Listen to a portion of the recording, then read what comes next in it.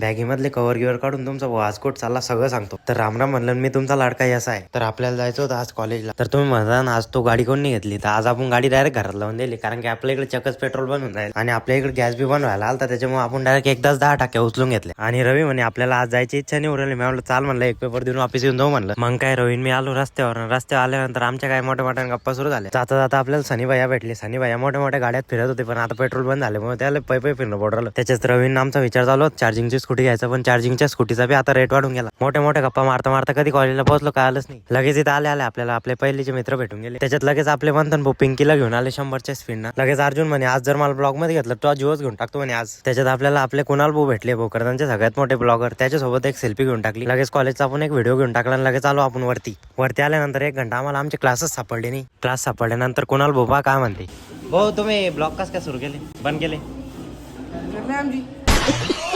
लगेच आपण सर्वांना कॉलेजबद्दल थोडीफार माहिती देऊन दिली. आपल्या बाजूलाच आपले फॅन्स बसले होते जे आपले आयडी बघत होते. मला मस्त वाटलं. लगेच आपण आपला प्रोजेक्ट कम्प्लीट करून आपण आलो क्लासच्या बाहेर. आता आपण चाललो होतो घरी जायच्या आधी आपण मस्तपैकी आपला एक शूट घेऊन टाकला. घरी जायच्या आधी खरं सांगा तुमचा भाऊ आज कसा दिसत होता. ब्लॉग जर आवडला असेल तर तुमच्या भावाला फॉलो करून टाका. लाव रे गाणं.